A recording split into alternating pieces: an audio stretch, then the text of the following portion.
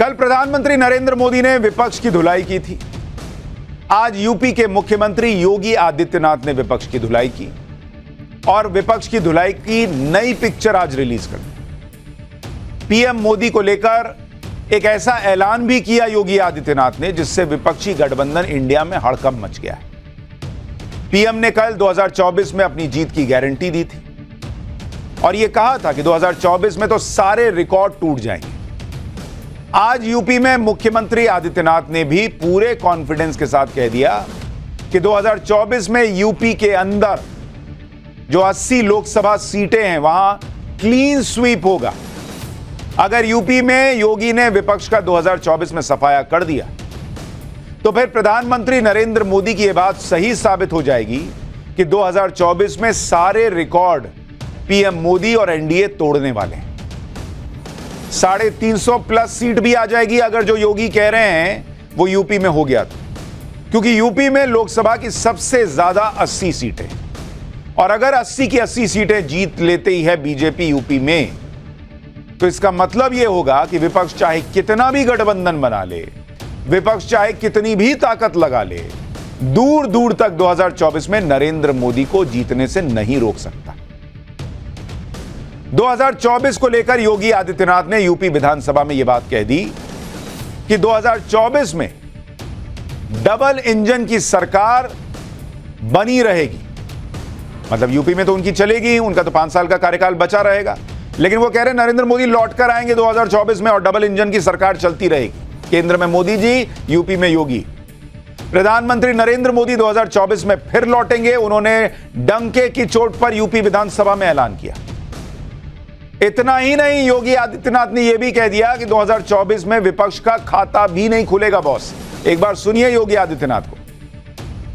मैंने कहा ना 14, 17, 19, 22 और फिर चिंता मत करो 24 में खाता भी नहीं खुलने वाला है।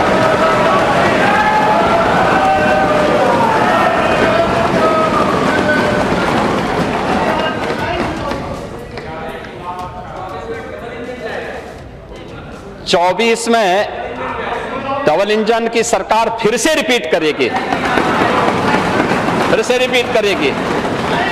और मैं फिर इस बात को कहता हूं, मैं तो फिर से कह सकता हूं कि चच्चो अभी से रास्ता तय कर लो अपना।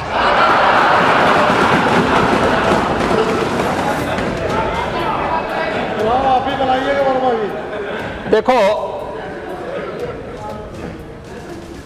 ये आपके साथ न्याय नहीं करेंगे। जब भी आपका नंबर आता है आपको चुपचाप काट दिया जाता है। यानी योगी आदित्यनाथ आज यूपी विधानसभा में खड़े होकर डंके की चोट पर अखिलेश यादव की आंखों में आंखें मिलाकर कह रहे हैं कि एक सीट नहीं आने दूंगा लोकसभा में उत्तर प्रदेश के अंदर। लोकसभा की तस्वीरें जो हैं वो आज सबके सामने चर्चा का विषय बनी। सीएम योगी दरअसल इतने कॉन्फिडेंस से ये बात इसलिए कह रहे हैं क्योंकि उन्हें लग रहा है कि यूपी में अभी बीजेपी की सीटें और बढ़ने की पूरी संभावना है। और ये क्यों वो लग रहा है उनको, मैं आपको बताता हूं। अगर आप ये देखेंगे कि उत्तर प्रदेश का गणित क्या कहता है, उत्तर प्रदेश के अंदर अगर आप देखेंगे, उत्तर प्रदेश यहां पर 80 लोकसभा सीट, 80 लोकसभा सीट, और इसीलिए उत्तर प्रदेश का महत्व सबसे ज्यादा है। हम पुरानी लाइन है कि केंद्र की कुर्सी का रास्ता जो है वो यूपी से होके जाता है।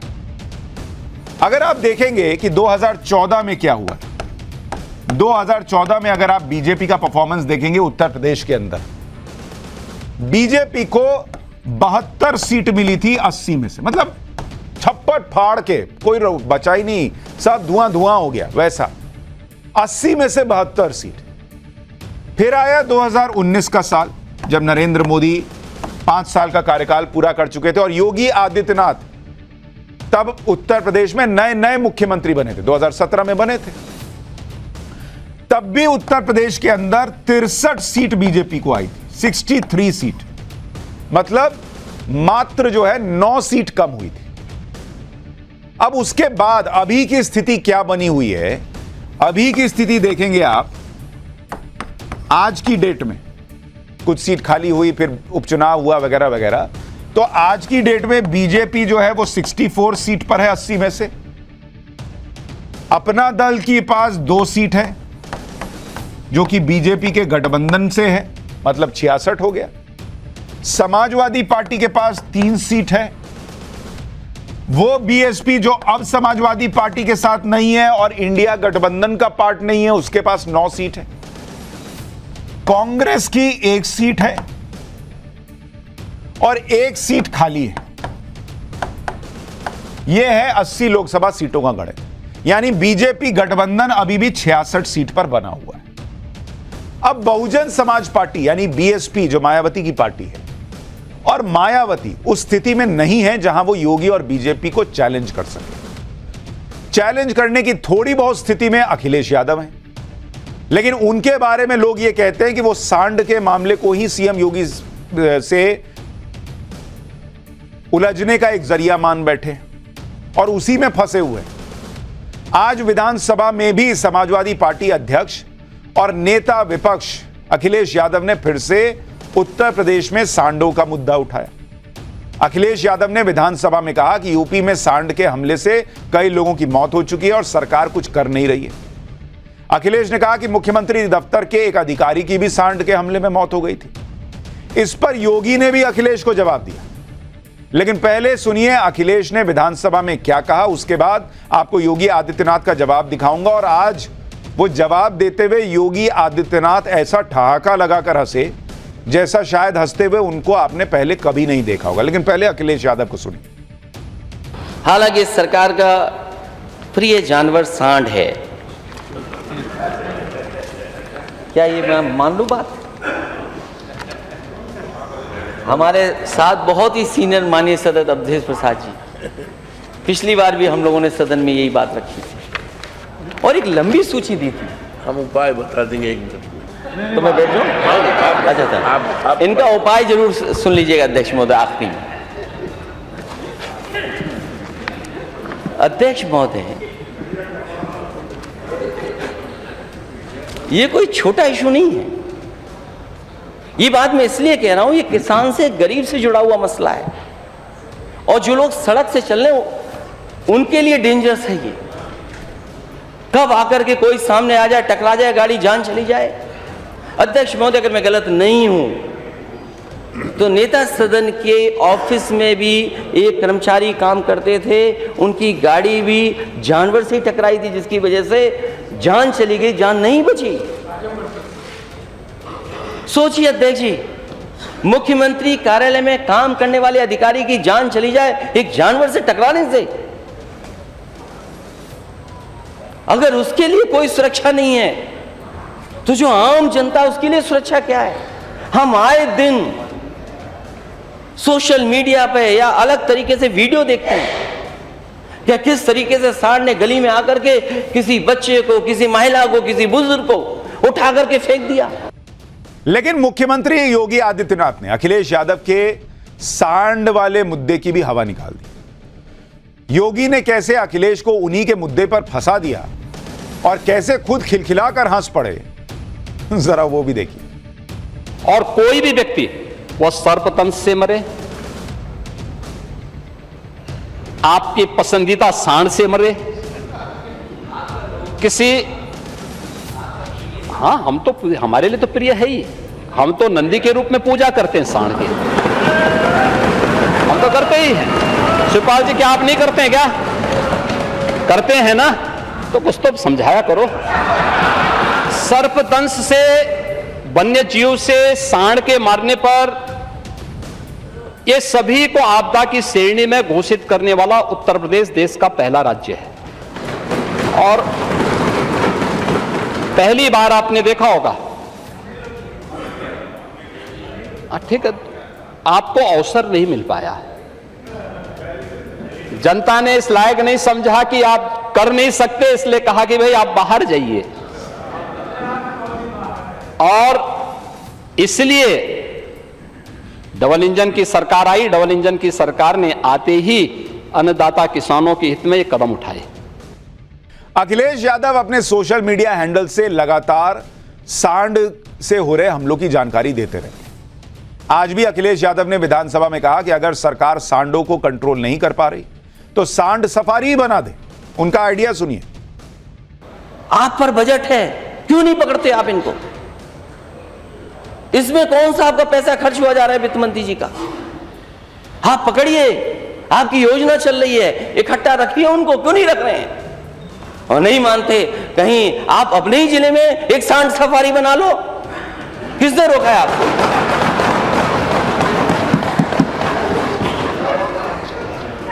और क्या सांड सफारी बनाए? हम लोग एनिमल सफारी बना रहे हैं, टाइगर सफारी बना रहे हैं, लाइन सफारी बना रहे हैं। इनको ये अच्छी नहीं लग रही है। ये बात मैं इसलिए कह रहा हूं कि बात डाइवर्ट होती जा रही है। लेकिन अखिलेश यादव को जवाब देते हुए मुख्यमंत्री योगी आदित्यनाथ ने विधानसभा में कहा कि समाजवादी पार्टी की सरकार के समय सांड बूचड़ खाने में जाते थे, जबकि बीजेपी की सरकार में सांड पशुधन है। अगर भारत की खेती की बात होती है तो नेता विरोधी दल उसके साथ बाड़ी शब्द भी जुड़ता है, पशुपालन भी उसका पार्ट है। और जिस सांड की आप बात कर रहे हैं ना, ये सांड भी उसी का हिस्सा है। आपके समय में ये बूचड़खानों के हवाले होता था, हमारे समय में यही पशुधन का पार्ट बना हुआ है। और इसीलिए उस सच्चाई को आपको स्वीकार करना चाहिए कि आप अपनी विफलता को छुपाने के लिए, कुछ पेपर की कटिंग थी, लगता है कि होमवर्क करते समय शिवपाल जी ने कुछ पुरानी कटिंग भी बीच बीच में रखवा दी है। अखिलेश यादव ने सांड का मुद्दा उठाकर सीएम योगी को खुद के पर पलटवार करने का मौका दे दिया। सीएम योगी ने परिवारवाद का जिक्र करते हुए कहा कि जो लोग जन्म से ही चांदी के चम्मच से खाना खाते आ रहे हैं, वो गरीबों का दर्द क्या समझेंगे। आपको याद होगा कल प्रधानमंत्री ने परिवारवाद की बात की थी, आज योगी आदित्यनाथ ने परिवारवाद का मुद्दा उठाया कि जो लोग प्रिविलेज्ड हैं, ऐसे परिवारों से हैं जहां सालों से सत्ता के बीच पले हैं, वो गरीब का दर्द क्या समझेंगे बॉस। सीएम योगी ने एक शेर के जरिए अखिलेश यादव पर क्या कहा, जरा वो सुनिए। मुझे नेता विरोधी दल के वक्तव्य को देख करके यही लगा कि 2014, 2017, 2019 और 2022 का जो जनादेश है वो जनता ने वैसे ही नहीं दिया। और दुष्यंत कुमार ने इस पर एक बहुत अच्छी बात कही थी। महोदय दुष्यंत कुमार ने एक बात कही थी कि तुम्हारे पांव के नीचे कोई जमीन नहीं, कमाल यह है फिर भी तुम्हें यकीन नहीं।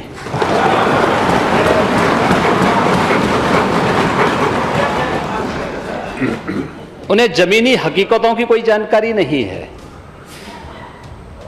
और तुलसीदास जी ने बात कही भी, समरथ को नहीं दोष गुसाएं।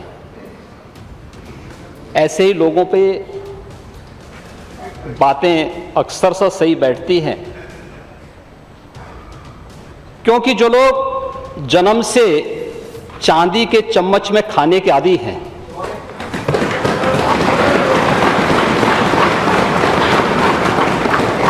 वे गरीब की समस्या को क्या समझेंगे।